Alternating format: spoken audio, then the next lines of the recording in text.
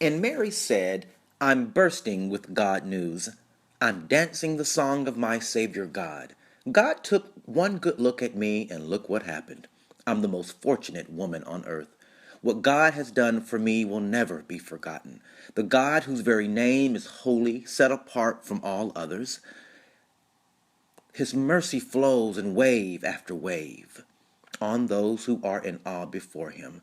He bared his arm and showed his strength, scattered the bluffing braggarts.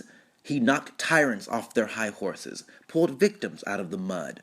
The starving poor sat down to a banquet. The callous rich were left out in the cold. He embraced his chosen child, Israel. He remembered and piled on the mercies, piled them high. It's exactly what he promised, beginning with Abraham right up to now. The Gospel according to Luke, first chapter, verses 45 through 55, the Message translation. I'm well aware that Advent isn't a term familiar to many Christians, much less seekers or persons of other faiths.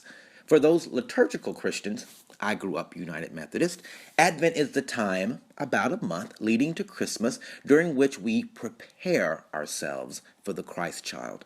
As we put ourselves in the shoes of the Israelites, waiting hundreds of years for the appearance of a Messiah, a Savior, Advent is most often spoken of as a time of waiting and expectancy, as we too long for a day of peace, love, and joy, continuing to pray as Jesus taught us, let thy kingdom come, thy will be done on earth as it is in heaven. Having celebrated Advent most of my life, I've recently come to the conclusion that Christians may have missed the mark a bit regarding Advent. While Advent is a time of hope and expectancy, we must recognize that it's also a time of great disappointment. Before you accuse me of being a Debbie Downer, let me explain. We must only look to the declaration above, in addition to many other prophecies and foretelling of the coming Messiah. Mary described her bundle of joy as the long-awaited Messiah, Savior, and hero of her people, the one who would bear his arm of strength, knock the tyrants off their high horses, feed the hungry, give justice to the victimized, and chastise the callous rich, and care for the poor. There are a lot of images of Jesus out there, most of which are so grossly distorted by European colonialism and American exceptionalism that they bear no resemblance to the actual person. However, let's get one thing clear. Jesus was an ethnic minority, a Palestinian Jew, living under the oppression of European colonialism, meaning the Jewish nation was being occupied by the Roman Empire. Remember the Easter story? They had no authority to crucify Jesus, so they had to seek permission from Pontius Pilate, the resident Roman authority.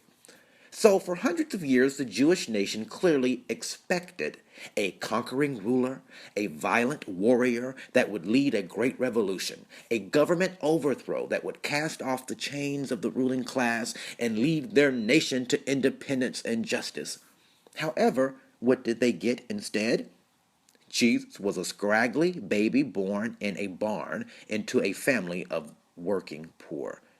And you know the local busybodies were counting the months from Mary and Joseph's wedding to the actual birth of their firstborn. And to make matters worse, this Messiah would come to preach that the kingdom would not be achieved through a violent insurrection of the government, but it was in your heart. Talk about a letdown. I recently heard a comedian crack a joke by saying he could judge the amount of family dysfunction inside the house by the amount of Christmas decorations on the outside of the house.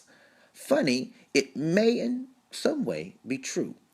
It leads me to ask, have we, like the Jewish nation of ancient times, allowed our expectations of Christmas to cloud the expectancy of Advent? Is there a difference between expectations and expectancy? Or am I just playing semantics? I think there's a difference.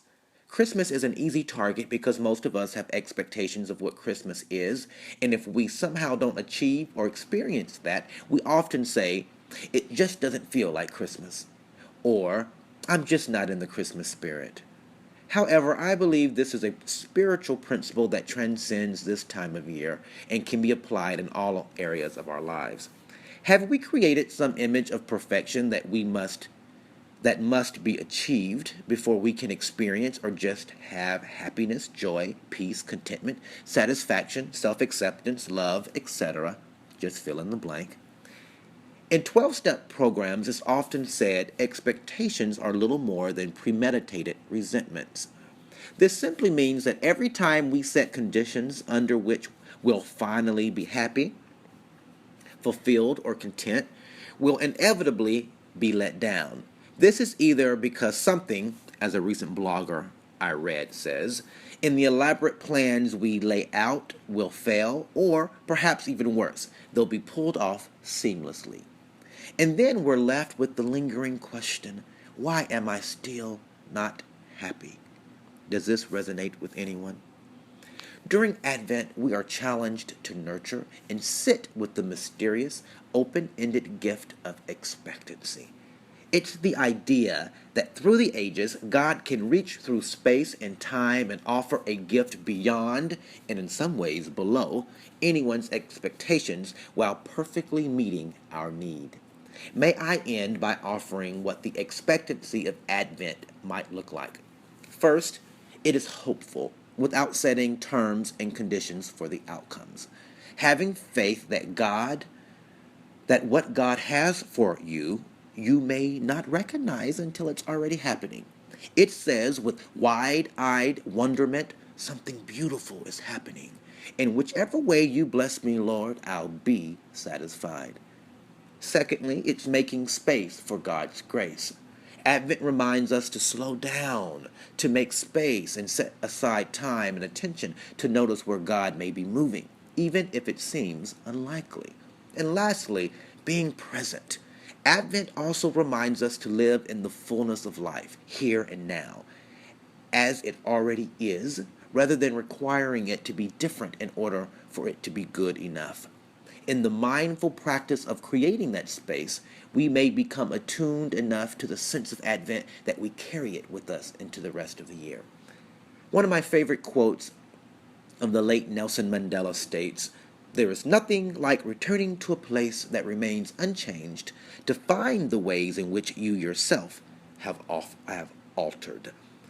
I pray that although you may find a Christmas season unchanged, you will in fact find that you yourself have been altered, leaving expectations behind to embrace expectancy. Welcome to Advent. There are big things coming. Note, if you're new to the site, it may be helpful to read the first introductory post. Also, feel free to post your questions or comments here, and you can always reach out to me on Twitter at Ray C. Jordan using the hashtag BigThingsComing. Copyright 2013, Ray Jordan. If you have time, listen to the little bit of music I'm placing down below. It was my grandmother's favorite Christmas song. And as always, thank you for reading and listening.